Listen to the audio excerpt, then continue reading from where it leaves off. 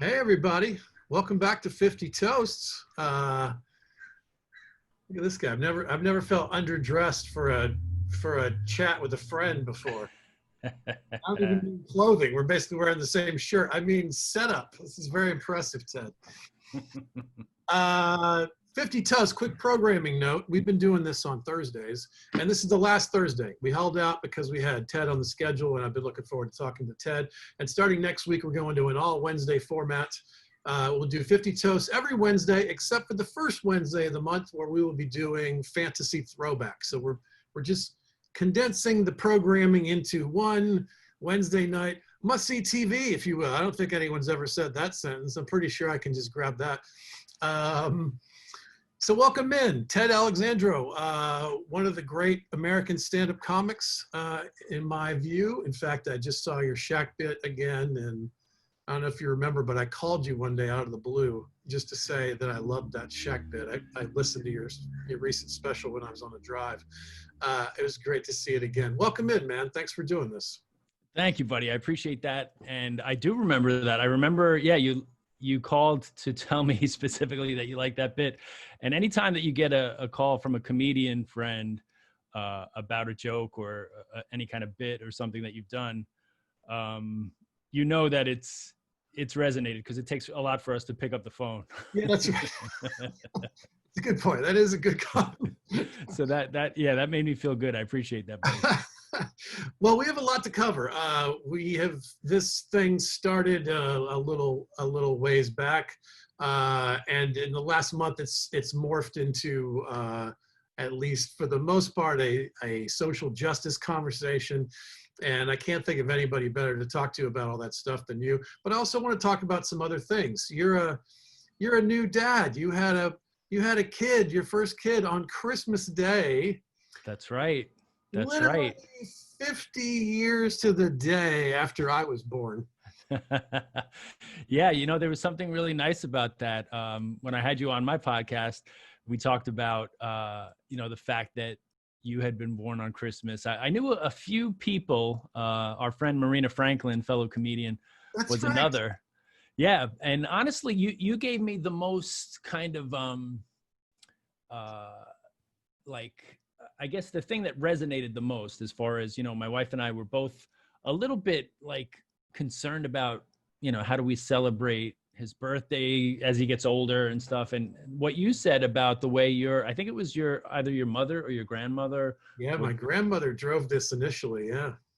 Would turn the tablecloth over at a certain point, that Christmas was essentially over and it was birthday time. It's great. Great. Couldn't recommend that more. Some version of whatever that version is for you guys. You got to burn the tree. We're going to burn the tree right there in the living room.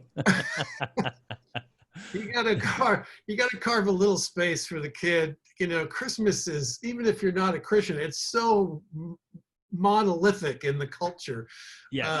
To have some space that's not Christmas for the kids somewhere, somehow. That's yeah, for sure. And it warmed my heart that, you're a guy that, we only see each other probably a couple times a year, but you know how it is, just like when you know that your kid shares a birthday with someone. It made me happy that you were one of those people.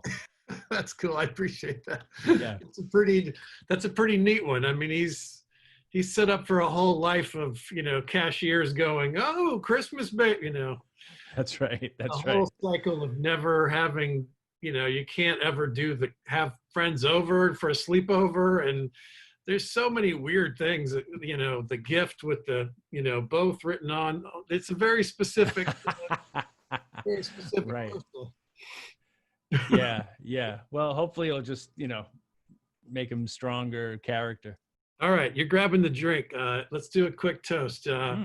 Here's to the fellow who smiles when life rolls along like a song. And here's to the chap who can smile when everything goes dead wrong. All right. I'll drink to that.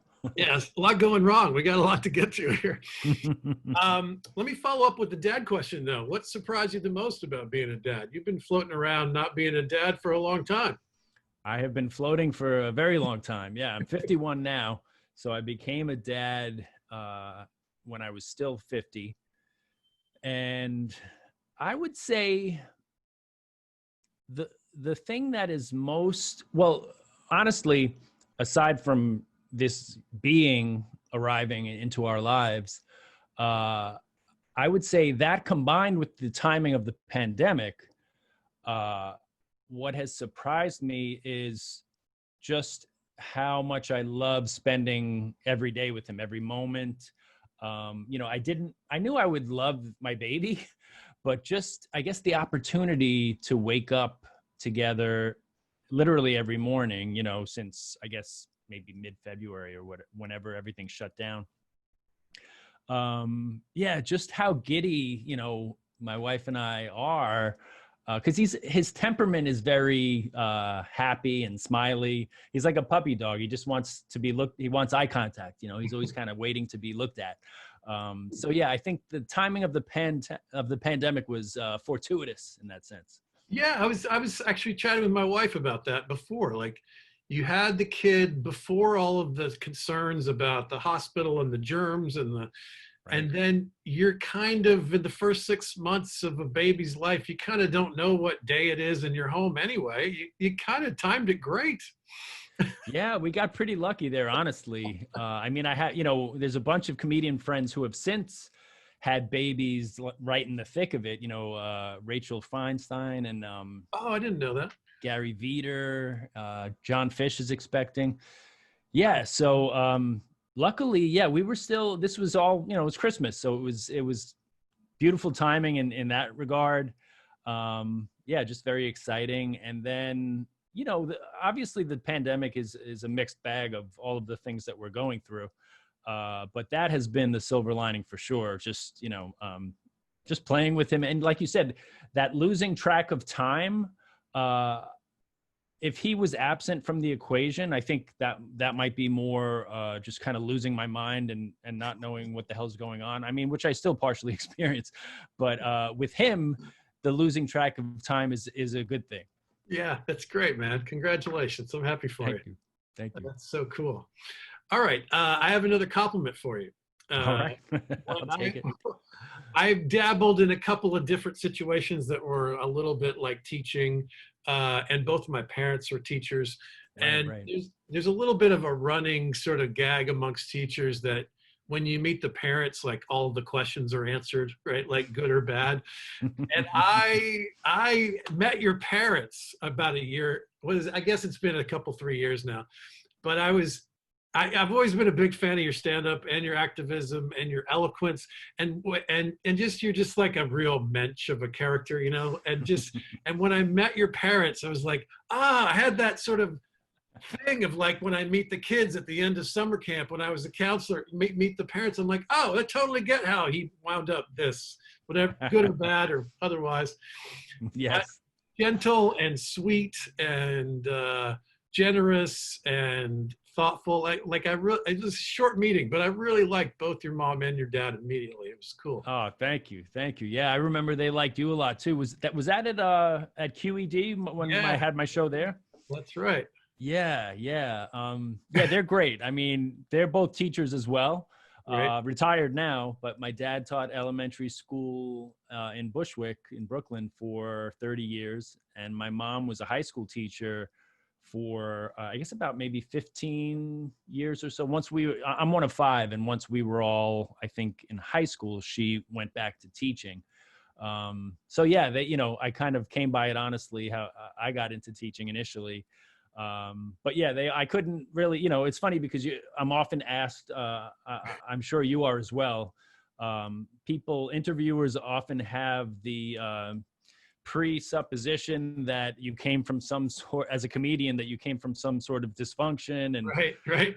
and I mean, no more or less than anyone else. It was a very loving house, and yeah, I always felt very supported in all of my decisions, whether it was comedy or, pretty much like, I think I could have said anything and they would have been like, yeah, go for it. So I never felt any kind of pushback in terms of following my dreams. That's great. Yeah, I have a similar experience. I mean, my dad would bust my balls about it, but they always came to the punchline when I worked there and were Hmm. supportive, and helped me, and emotion. My mom to this day will, if I work anywhere near Atlanta, will bring all of her friends, and she's ridiculous. She's probably watching right now. Hi, Mom. She's been ridiculously good and supportive all the way through. Yeah, it's funny. My dad used to carry a tape of my going back to to VHS days, a tape of my first Letterman appearance in his briefcase, just in case he ran into anyone. That's So, great. yeah, he was my de facto manager. Literally a tape. That speaks to the era. Yeah, when I first started, I was sending out tapes. I would sweat it out. It's hard to get a good tape. You finally get one, and then Yes. I would spread it all out on the floor with the headshots and the tapes, and I would mail to like 45 clubs all over America. And Yeah, you get the right tape, and that can translate into weeks and weeks of work. at least 2 weeks of work. That's right. That's right. All right. So then, one of the questions that you asked Judah Friedlander in your in a recent A Little Bit Me podcast of yours that is now morphing into the Ted Alexandro show, you asked him like how he came to be interested in social justice, and it was really fascinating to listen to him kind of fumble through on the spot some key moments of his childhood. It was really, I love the question and I love the answer. And so I wanted to ask you the same question. Is it from your folks? Is it from something that happened when you were a kid? Is it from being a grown up and looking around? Like, how'd you wind up so thoughtful and active about the world? Well, I would say that the easy answer is, again, my parents, my family. My parents were active in the Catholic Church in our neighborhood in Belrose, Queens, and yeah, my parents they actually did this program called Marriage Encounter, which was big in the Catholic Church in the 70s. I've heard of that. Yeah, it was like a kind of a communications workshop or series of classes for married couples. So my parents actually were doing that here in the States, and they had an opportunity to bring it over to India. So they took that opportunity, and as a result, my earliest childhood memories are in India. We lived in India for a year when I was, I guess, about 4 years old. I didn't know that. Yeah, 4 years old going on 5. So yeah, literally my earliest childhood memories are India because my parents were doing this work, this marriage encounter work, working with married couples, kind of, helping couples kind of root their marriage in, I guess, faith and communication and all these types of things. So yeah, what I always found attractive about my parents was how they lived, like faith was never like something that was just for show on Sundays at church. Like I don't even go to church now as an adult. But I think they gave me such a foundation of that, like faith or really your integrity, your beliefs about the world, about humanity, about God, or however you want to call, that which connects us, really came from them in a way that they demonstrated in the way that they lived, So I never questioned my parents' integrity, ever. They were just so like such a bellwether of the way to conduct yourself and the way to live out your beliefs and to make hard decisions. And my mom was, she was kind of an activist, really, because although we were in the Catholic Church in Queens, New York, she was always, even in the 70s, 80s, advocating for women priests, gay priests, married priests. She was very vocal about, trying to move the church forward. That's great. My dad was that way too. My dad was very involved in the Greek church, and he was always pressing for, some of the glass ceiling stuff on the women in that universe. And he actually argued for a while that the pronoun that we translate as he in the original Greek is non-gender specific. Oh, wow. So yeah, that's cool that we have some of that in common. That's interesting. Yeah, yeah. So they were radical, you know. I would say my mom even more so, and my dad kind of like would go along for the ride. Um, but yeah, so I think that was definitely the foundation of kind of digging in and being vocal about things that, like if you see injustices or standing up for, groups or people that you feel are in some way being mistreated, just kind of lending your presence or your voice to that. That's great. Yeah, you've been, most of it's from afar because I don't see you that often, but you've been a real beacon for standing and doing and showing up and writing about it and talking about it. And it's been impressive to see you do that all these years. And I've been trying to kind of up my game a little, and in part it's because of you. So kudos, man. Oh, thanks, buddy. Yeah, Uh, it's that fine line, I guess, as a comedian. Almost the way with athletes, they tell like LeBron or whoever to shut up and dribble, or yeah, they tell us to, just stay in our lane and be funny, or just tell jokes or whatever. But I don't really worry about that. I kind of just try to. I think my comedy speaks for itself, so I don't have any qualms about speaking up for if I feel anything. And also I feel that like with social media now, it gives us an opportunity. We have different avenues that, my comedy is obviously for the stage, and, I tweet funny things too, obviously, but it gives you an opportunity to show other parts of, who you are and things that are important to you. right. Now, okay, I got two directions to go here. Let's go with this one. When you're talking to Matt Ruby on your podcast, you asked him how he sort of got some of the heavier ideas into the show kind of thing. What was that transition like for him? How did he grow into that space? And again, I want to steal your question and ask you the same thing because you're so weirdly good at that. Did you always do it that way? Is there a much heavier percentage of that that's happening now? How'd you get here? I think it was a process, I think wondering about the larger life issues and stuff like that was always part of who I was, even going back to, I don't know. I mean, I would journal in high school. I don't know if it went before that.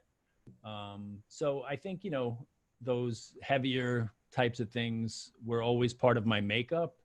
But as comedy became, my creative outlet and became my career, over time, I became more comfortable introducing, those types of things to the stage. When I first started, like most comedians, I think, it was just about, finding the laugh and kind of keeping it Of course, somewhat of a safe lane.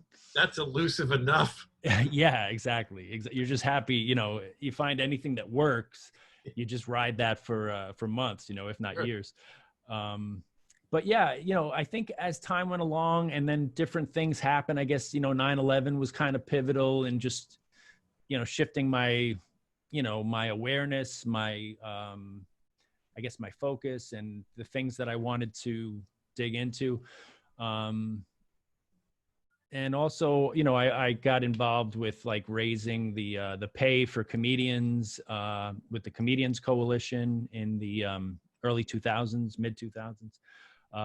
So I think, I guess activism in a way kind of crept in, not that I was using the stage for activism, but just that if I could find a way, because I found myself thinking about these things so often off stage, for me, it was only natural once you have the tools, and it takes years to accumulate the tools and the comfort level, Of course. all of those things to just be on stage and to be yourself. So then once I had accumulated those tools, I found it easier to kind of delve into things that were maybe a little bit heavier, but also, most importantly, to find the laughs. Right. That's great. I've got some crazy noisy thing that's happening. I close the window. Give me like 7 seconds. Absolutely, sure.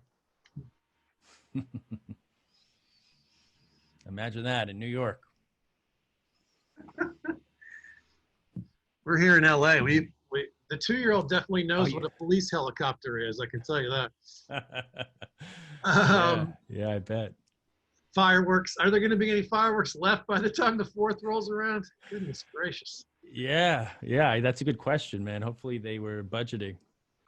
So yeah, so what the casual observer might not know is how much harder it is to write a joke about police brutality than I'm single or Taco Bell or there it's there's a level of difficulty that's hard to even begin to quantify. It's much harder to write a joke that has layers and has more meat on the bones than it is to write a silly, hey, funny joke. Yeah. So yeah, it's tough to do. So kudos, man.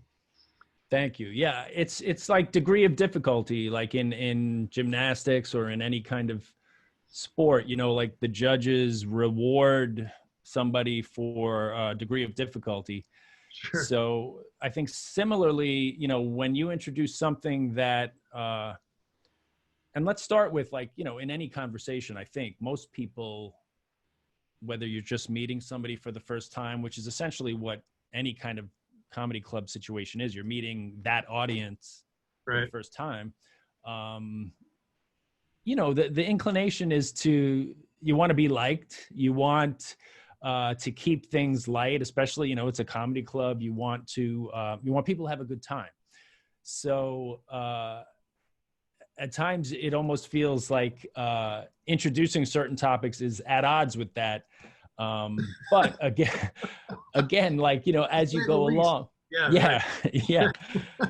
As you go along, there is a pleasure in attempting, the degree of difficulty, like trying to hit that target that is smaller. And, I've told all of the jokes that you mentioned. I've told jokes about being single. I've told jokes about Taco Bell. And there's no trepidation when you introduce those topics, the joke might work, it might not work, but you're not going to divide the room.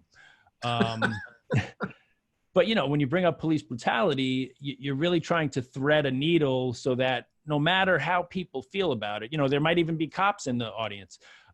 You want them to be able to, by the end of the joke, be open to what you're expressing. So, there is pleasure in that. There is an excitement in that, because it's definitely a fine line. And it's not just, it's not an easy task. Yeah. I would say 10-ish years ago when I first met you and kind of hanging around, doing sets here and there, kind of different places around New York City. I was asking you something about this kind of a thing, and you have this way of opening your set with a lot of sort of patience and timing, and you kind of reset the room in a way that most comics want to run up and keep filling the silence, and you're the opposite. And I was talking to you about that, and you were also doing some jokes about the American flag that were hard for some of the audience members to swallow. Yeah. And I remember you saying to me, like, I'm going to get them eventually. And I remember thinking, what? I've never thought that. I'm always terrified I'm not going to get them. It doesn't happen often, but once in a while you don't get them. That's true. But you were, and you of course understood that, and we were just having a conversation about the process, but that was very inspiring to me. This sort of like, I got this. I'm going to get there. We're going to fuck around and we're going to do this my way, was sort of your attitude about it. And that was inspiring to me too. It's almost like the American Constitution. Like it was a goal for me. Like I like that idea and someday I'm going to get there too. Yeah. Well, I think it's important to communicate that to an audience that, I got this, it's like you said, Yes. even the, I spent a lot of time in my early years of stand-up analyzing even like the nonverbal ways of communicating, like the way you walk up on the stage, right? As you said, typically most people are kind of running up or, like have to take the mic out of the stand. Like they don't want any, Right. dead air. So I analyzed a lot of that. And I probably even did that myself in the early years. But over time, I wanted everything to be kind of more conscious and more like, who I am. And I realized like if there is dead air, it doesn't matter as long as like people see that you're comfortable, you're not panicked, Right. that you're thinking. That's another thing. Like sometimes people, like comedians, mistake silence for like nothing going on, or like that you're ceding control to the audience. But if you're still engaged and maybe sometimes going off on a tangent or like something occurs to you, if they can see you thinking and they see you engaged, there's an excitement to that too, because Right. that's different than kind of rote recitation of your act that you've done 1,000 times. Right. Yeah, that's right. All right. Well, let me ask you this. Are you calling audibles when you're doing sets based on the feedback? To ask you a clumsy version of this question, when you go to do a set, are you thinking in your head like, I can probably get away with 40% of social justice comedy on this one, and then you adjust that as you go? Or is it more about your mindset? Do you kind of have a set and you stick to the set? How do you typically do it? It varies, as you well know, from gig to gig, from situation to situation. Every room has a different vibe. So if I'm on the road somewhere that, maybe is a little more, just like the expectation isn't that you're going to be delving into social justice or to politics even. Right. I'll be a little more measured in how much of that I put into the set because, luckily I have enough stuff that I can choose, That ain't and, luck. what's that? That ain't luck. You worked at that. Right. So, and that was something that I had to learn over time too, was like, you know, over the years, you have enough material that you can plug in and it's still your stuff. You can plug in the proper set for the proper room. Like I used to have this thing where I would bristle like, no, they're not going to tell me what I can do or what I can't do. It's like, well, you got hired to do a gig and you're still doing your jokes. It's not like you're doing someone else's, like you're just not doing this joke or that joke, so to answer your question, over the years, I would assess if I do a corporate gig or, a college gig, those all have different kinds of vibes. So you assess like what is called for. But that Sure. said, my last two specials, like, when it's on my terms, and like I call it almost like a home game versus an away game. When Yeah. it's a home game, it's probably going to be 50-50. And that's what my last two specials have been, probably like Right. 50 minutes talking about my life, my wife, my further back, my fiance before we were married, our baby, this kind of thing.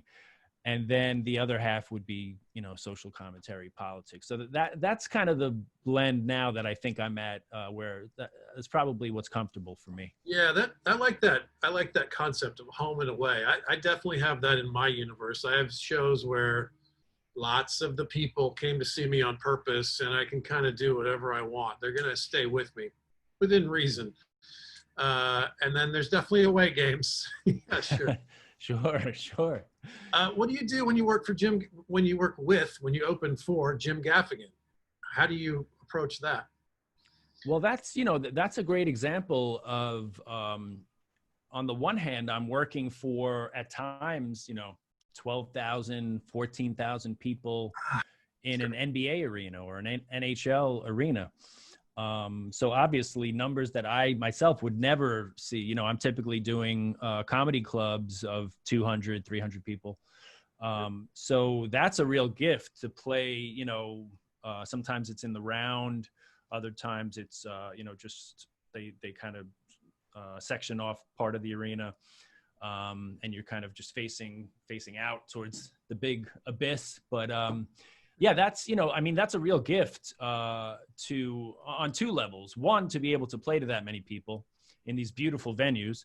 And secondly, that a portion of Jim's fans then, start to follow me. So yeah, I'm very appreciative of that. But I think to your question, I also do have to be somewhat strategic about what I put in, because Jim's act is not political. So, but he is a very political guy. Like, when we talk backstage or when we're on the road traveling, we talk politics and the world and, social justice, all this stuff. Sure. Yeah. But as far as his act, it doesn't really get in there much. So I try to be respectful of that. And, but he, we talk about it and he says like, yeah, oh, why don't you do that joke about the election? Or why don't you, so he'll, it's not like he shuts it down, but I just try to be mindful of, what his crowd is there for. Yeah. He's got a very specific, very different brand. And that's what his name's on the ticket, right? Absolutely. Absolutely. Yeah. No, I've opened for a bunch of people over the years, and that's kind of the gig that you learn. You want to, walk that line of, you want to do your thing and express who you are and let people see what you do. But you also, you want to be respectful, at least I do, of, the person you're trying to set the table for them to come out to a hot room. Right. Right. Yeah. I've done a few of those kind of things. They're fun, man. I worked with Ron White sort of at the heat of that. It's fascinating to have that sort of white hot comedy energy, and then they have no idea who I am at all. They can't wait, and I would occasionally even get like the world's worst setup, which is of course 2,000 people answering the question, are you guys ready for Ron White first? What? Are you trying to kill me? yeah they're not I mean, like, you don't want them to be disappointed. At least start with like neutral, just like, okay, there's an opening act, all right, let's see, I'm fine with that, but you don't want them to start out disappointed out of the gate that like they mentioned Ron's name and then you come up. I kind of learned by accident to self-clean. Like sometimes I would go out and just tell them what was happening, because they don't know, and they're here to have fun.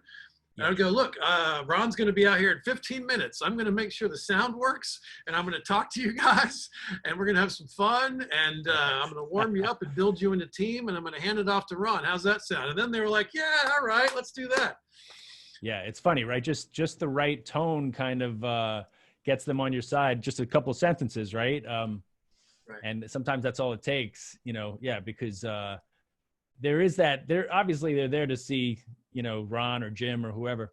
But yeah, we're professionals who have been doing it for decades. So once they see that, then they're happy. Yeah, that's right. And it's cool that you guys are genuine friends with mutual respect. And it's almost like you're in this sort of, grown up dream come true situation where you can go run around and work these fantastic venues with people who love comedy. And it's really cool to see that, it's nice.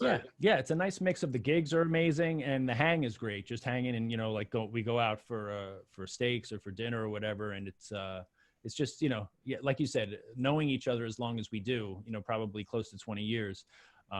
It's just a fun hang. Yeah, that's good, man. That's cool. It's nice for him too, to be able to bring somebody along that you like. Yes. Yes. Yeah, no, it's good. It's good for both of us, for sure. On and off. I mean, if it's one or the other, it's nice. But if you can get both, that's really great. That's true. Yep. All right. So what do you do with pushback on ideas that are maybe not popular with everyone? Because I've been stepping up a little lately with posts and talking to friends, and my wife and I both have some characters in our lives who are not fully open to some of the recent messages and the conversation that we're having culturally. Sure. And I've been I can't say surprised, but gigantically disappointed by some of the comments to relatively benign pro-black posts. Mm-hmm, mm-hmm. What do you do when you get pushback? Well, it's disheartening because really, they're not pushing back on me or you. They're pushing back on this notion that the police should be accountable, the system. I'm not talking about officer A, B, or C. I'm talking about a system that has facilitated this ongoing issue of unaccountability, murder of unarmed citizens, often caught on videotape. So that's what people are pushing back on, which to me is kind of unfathomable. I mean, if they push back on me, that's neither here nor there. But we're talking about really this societal issue that is really the whole of American history, really, Sure. where there's kind of an oppressed class of people, and it manifests itself in many different ways, but most horrifically in the murder of unarmed citizens. And then it's not just the officer pulling the trigger or kneeling on the person's neck in the instance of George Floyd. But it's then the system that backs all of that up, all of the other officers who lie on their behalf, or cameras that are shut off in some cases, or the medical examiner that says they died of natural causes, or, the DA that, in the case of Ahmaud Arbery, who had worked with, I think he was a former cop, and the DA had worked with the former cop who killed.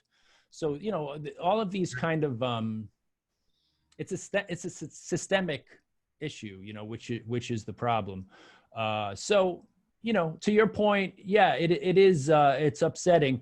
But as I say in my joke about police brutality, it's uncomfortable talking about police brutality, but at least it's not police brutality, so I can deal with a bit of discomfort talking to my childhood friend who disagrees with me, or talking to somebody who pushes back on Twitter. I can deal with a bit of discomfort if that's what I am enlisted to do, to say that Black Lives Matter. Then I'll gladly do that. Yes, me too. And I feel like some of the Black voices around me, one of the messages that seems to repeat, one of the messages that seems to come up over and over is, we want our white allies to listen to us and to do the things that are uncomfortable, to have the uncomfortable conversations, and to make those uncomfortable posts, and to hold your uncle accountable when he says something crazy, and all of those beats. And I'm happy to do that. And it actually makes me more empathetic for the cause, because it's really uncomfortable, and it's a tiny fraction of, it's nothing. My contribution is nothing relative to some of the uncomfortableness felt by the oppressed. Sure. But I So think how it's do you do important it? because it marks you as, and I've said this before, I think the best thing we can do is mark ourselves unequivocally as someone who is aligned with Black Lives Matter. I want somebody, when they think of me, to know, oh, absolutely. I know where Ted stands on the issue. I know where Costaki stands. And if there's enough people that are like that, then, I think it moves things forward, and it also kind of weeds out the people that feel comfortable spouting some sort of ignorance in your presence or in my presence, because hopefully they know I've given enough thought to the issues that I'm not doing it lightly.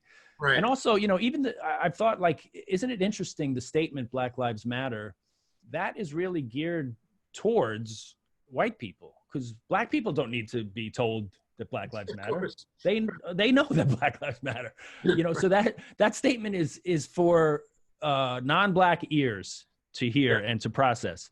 So and I think it's important that kind of resonates and sets in, and that discomfort that people feel whatever they're feeling, you know, if there's a defensiveness or whatever that conjures in you is worth exploring.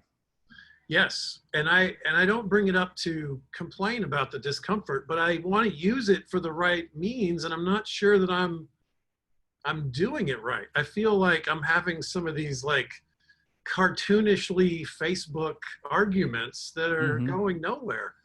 Is that the Sure. right path?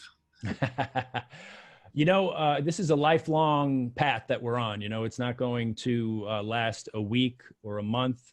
If you're somebody that aligns with social justice, you know, whatever the cause might be, you know, Martin Luther King Jr. had a dream before I was born, you know, so that dream still has not been realized. Right. So, you know, this is it's a lifelong, you know, I feel as though for me, it's a commitment to a lifetime of reading, of learning, of conversations, of uncomfortable conversations. Yeah, it's, you know, but to your point, I definitely have those moments where I need to detach from social media or from, you know, because even the detachment of not looking somebody in the eye or typing is you're not really having a human connection. So yeah, it's a lifetime commitment to like, how can I better myself with regards to all of, you know, social justice, civil rights, all of these issues. Right. I I like this. I like the notion of making it clear where you stand. That you said it better, but that standing there and saying I'm with you guys on this, and letting Yeah. that be the at least a sort of a baseline for the conversation is great. And you Yeah. did that in such a beautiful way with the recent conversation about women in stand up. Uh, my wife was really moved by some of the things you said in that regard, and so was I. I thought it was really nicely done. Can Thank you you. speak to that a little bit? I feel like my experience, just to throw this out there, Mm-hmm. for me, the Me Too movement really moved the needle. I feel like I had conversations with my wife and with some female comics and with some other buddies. I always assumed there was a certain small percentage of guys who were total assholes with women sort of behind closed doors. And but I didn't realize how pervasive it was. And now in this new conversation about a new version of the conversation about female comics, I feel like I'm having the same experience of like, oh my God, I can't believe how many stories there are of these monsters and creepy douchebags in the comedy universe. I wasn't aware of it at the level that it seems to be happening. Were you? Mm. And how did I miss that? And what do we do about that? Yeah, you know, the answer is no. I was not aware.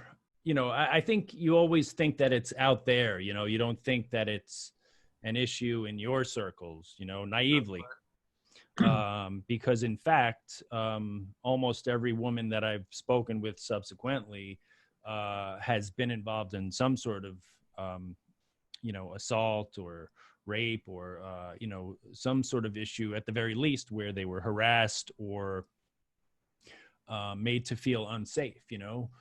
And let's face it, you know, whether we're talking about Black Lives Matter or about the Me Too movement, we're talking about people's safety, like at the most basic level, you know. So it's kind of unconscionable, like for me, who operates in a world where safety is never, it's not even on my radar, to be honest with you. Like when I leave my apartment, when I walk around New York City, you know, as a white man and a man who's 6'1", I guess, you know, all of the things that factor in to how you present to the world, whatever the, you know, combination of traits that I possess, an able-bodied man, I don't fear for my safety, you know, and that's not the case certainly for women. And as we were discussing earlier, I was fortunate to get a lot of gigs where I was opening for other people. You know, and women, I think, don't get a lot of those opportunities for a lot of reasons. You know, I think one might be just like guys tend to think of other guys, or like we were saying before, with like who you want to hang with, or, maybe the complication of, relationships or whatever the case may be.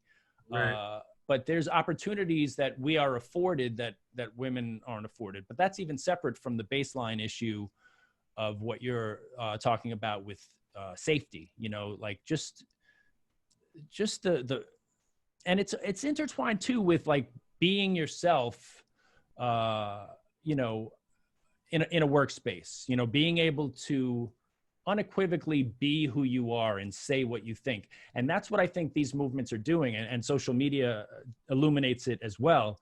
It's like, oh, wow. And this is a good moment. Anytime you have that, like you were alluding to, anytime you have that moment of, wow, like I had no idea how pervasive this was, that women fear for their safety, have been assaulted, have been raped, and the very people that they have to go to for justice are often the perpetrators, or just people who will not, they have nowhere to go for justice. So, Right. it's very illuminating and humbling in the sense that, like, it makes you look at your own life, and it also makes you look at how can I contribute to the conversation Right. in a way that is going to uplift and to, just move things in the right direction. Yeah, I find that challenging because, I'm happy to do this. This is actually fun. And it warms my heart to have a thoughtful conversation about it. So this part is natural for me. And there's a couple other beats that I feel like are kind of natural for me.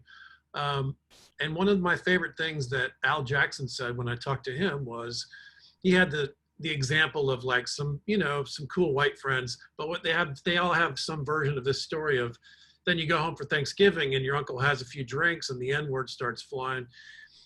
I don't know what to do with that. And his note was, your presence can be felt in that space. You can be very clear about what's okay to be happening in front of you, and I'm not going to be here if you're going to talk that way. And I've tried to apply that concept to some of the social media conversations and some of the other things that are happening now. And I like that. And I feel like that's a very simple, clean, good note to the white people kind of, I feel like there's some thirst for those kind of notes. Yeah, I mean, at the very least, you can deprive them of your presence. Like, Right. All right, if Black people don't matter to you, maybe I do, because Right. I'm not going to sit here and listen to that. And I've had that kind of conversation with my grandparents when they were alive.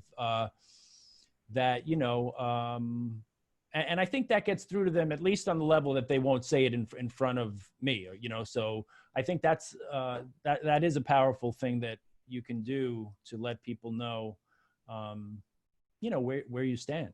I love that. I'm happy to do that. Again, that's a natural one for me. And if I think through the course of my life, there's a few beats where I could have been better at that, but Sure, it doesn't.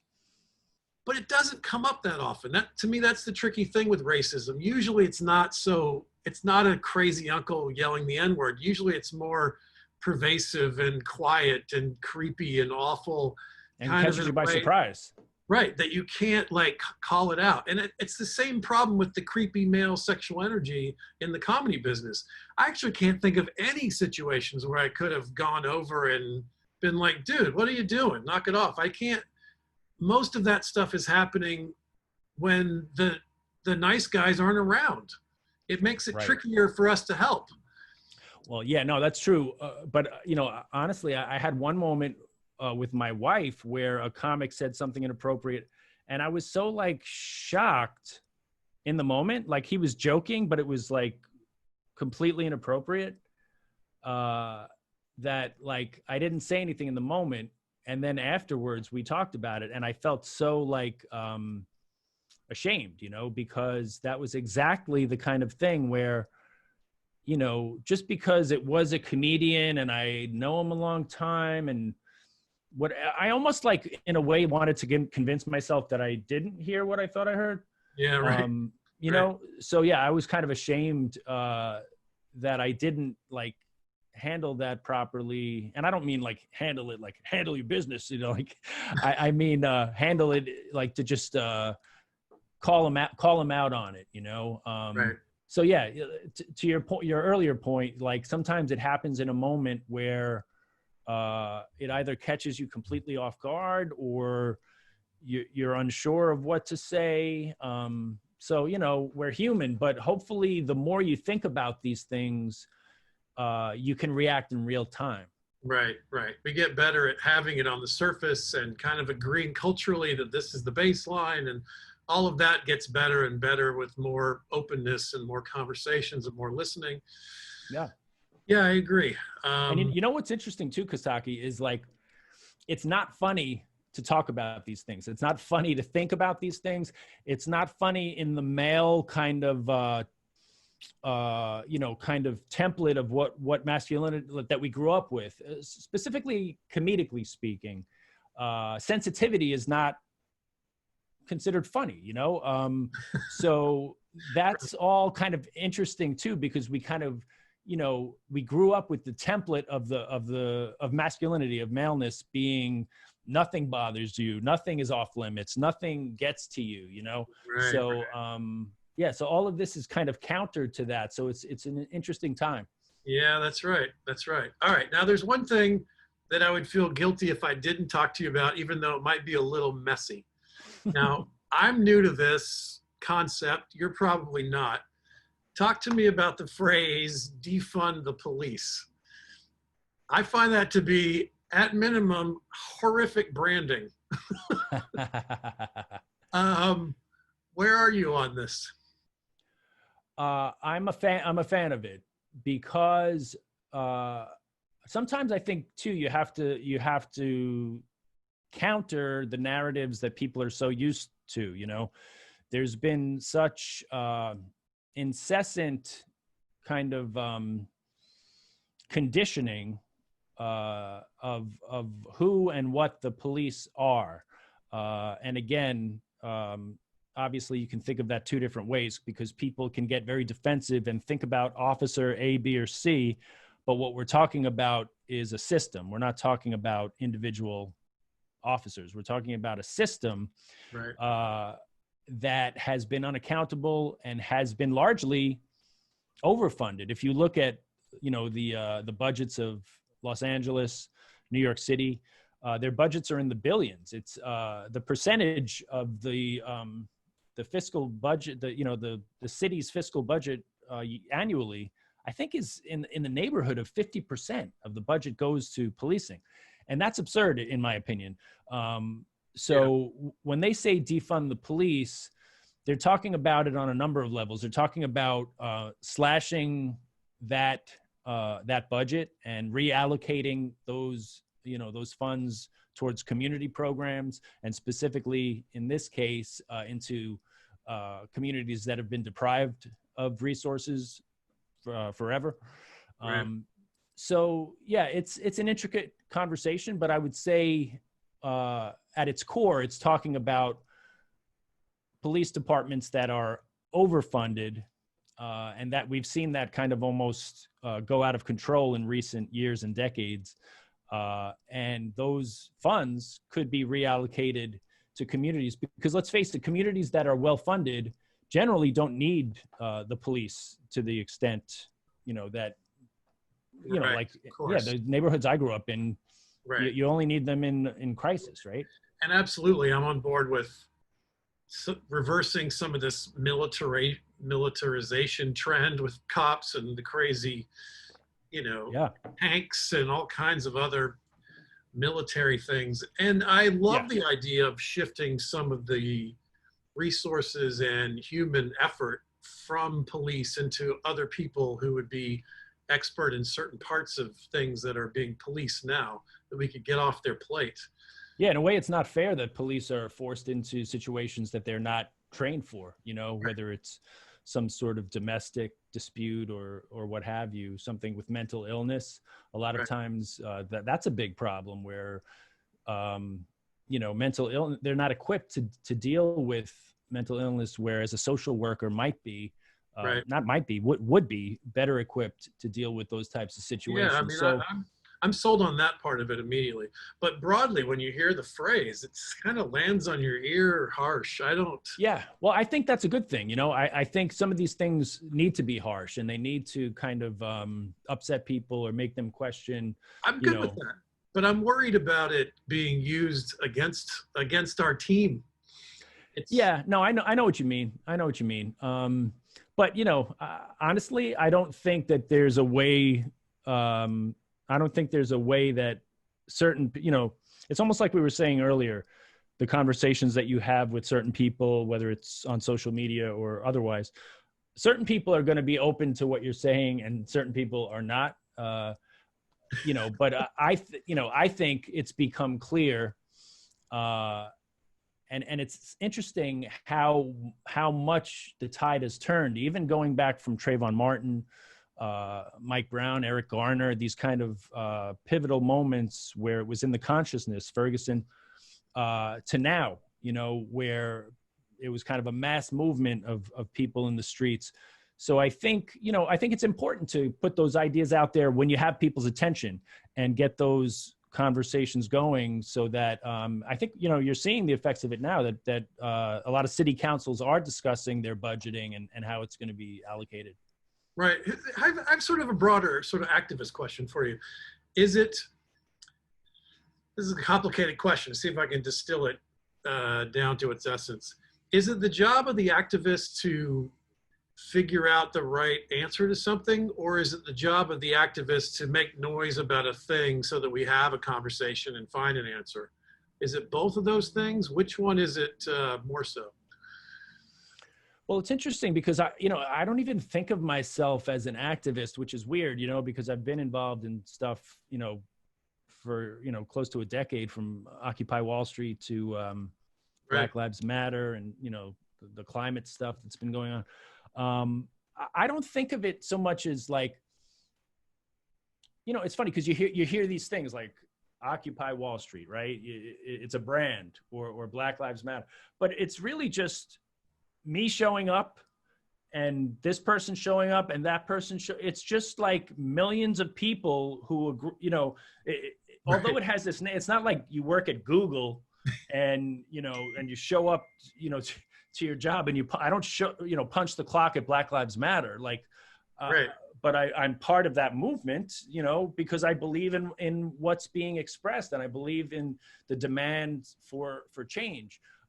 So to your question, I think, the way I look at it is it's almost this amorphous energy of the whole, and if I don't show up, it's one less person that's there. Or if one other person doesn't show up, it's kind of surrendering yourself to the whole of this body that is, it's a voice that becomes this undeniable kind of whole. So that's, to me, what I view activism as. It's not about, it's the fact that I'm there, and maybe there's a picture of me on Facebook or whatever, lets people know where I stand. But it's really part of, being part of that whole, and even dating back through history, again, going back to MLK, right? Like that's, I'm 50 years old. He was shot before, the year before I was born. So you're almost, in this weird metaphorical way, you're marching shoulder to shoulder with all the people throughout history who have been trying to move things forward. Yeah, right. But it's easier with good branding, right? And with a great like generational leader and some key phrases that we can all agree. I feel like, again, not to make it us versus them, but the other team is really good at branding.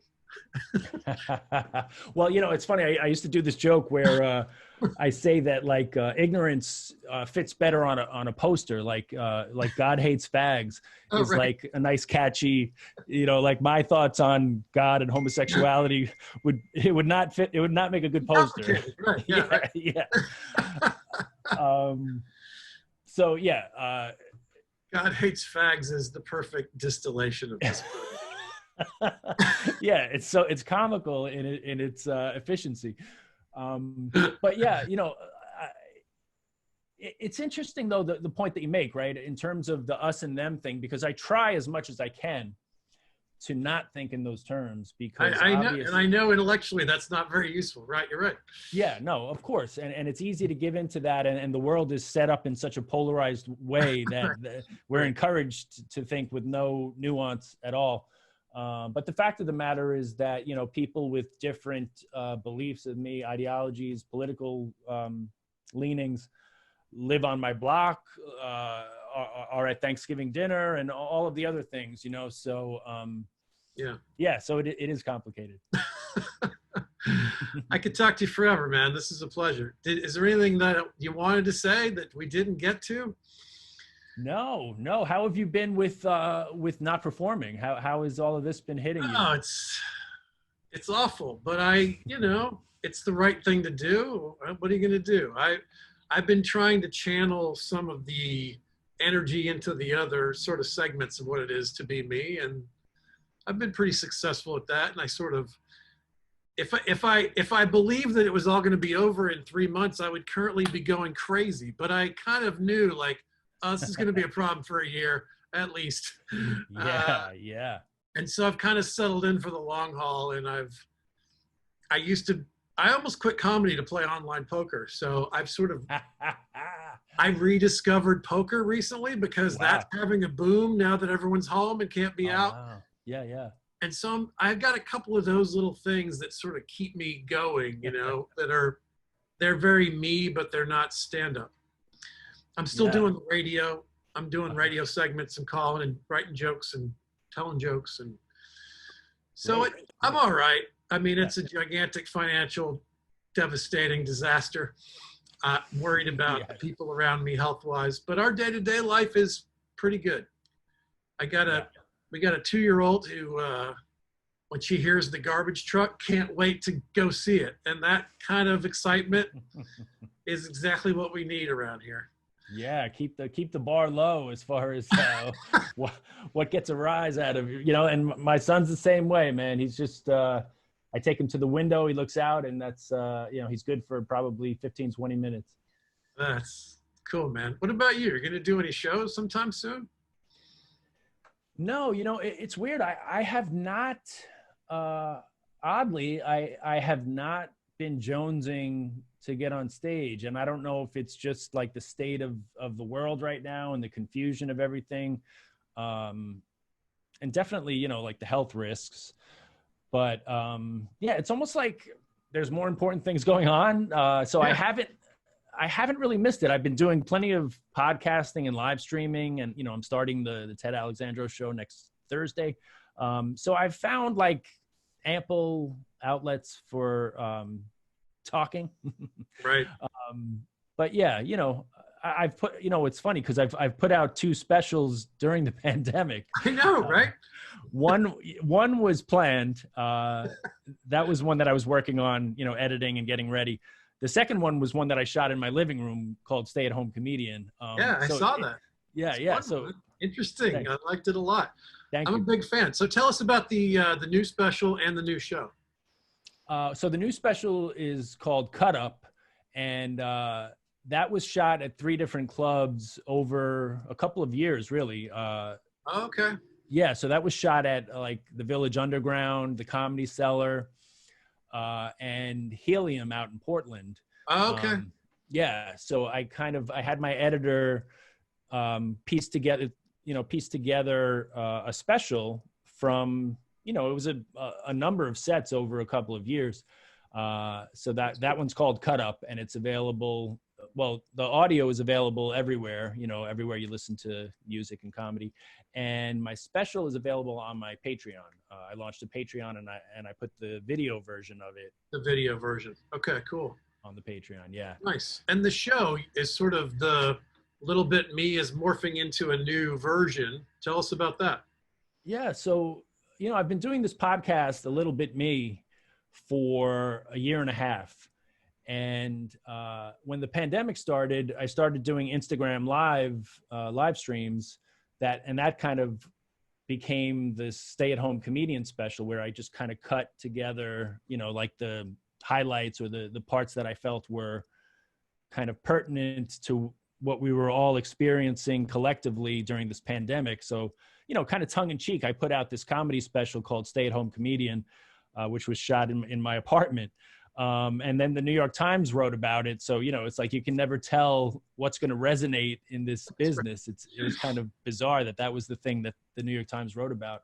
But what that gave birth to was the thought that, maybe I should make my podcast a live stream because, obviously our faces are a part of what we do. So I felt like, maybe after a year and a half, it was a good time to transition and make it a live stream and just relaunch it as the Ted Alexandro Show.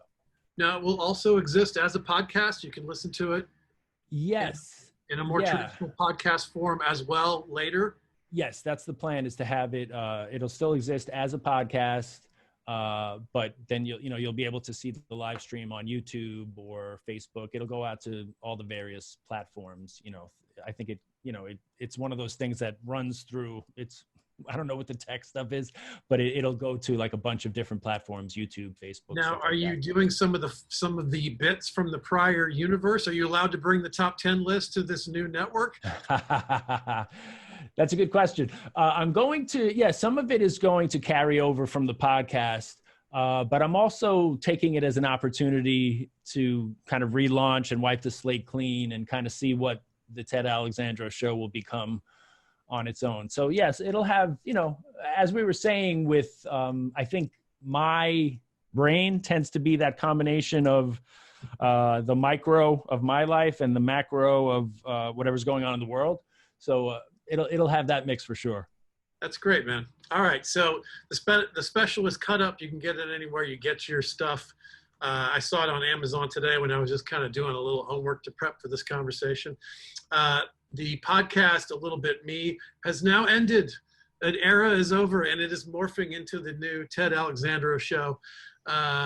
It's great to talk to you, man. It's always a pleasure. I'm a big fan. You too, Costaki. My wife wanted me to tell you before I let you go that she thinks about the wine and the coffee thing all the time. Thank you. Yeah, there's been a lot of that in the pandemic for sure. Those are my life coaches have been working overtime. So please tell her I said thank you. Hi to the family. Good luck with fatherhood, and I'll talk to you down the road, man. Okay, buddy. Always great talking to you. Thanks for having me on.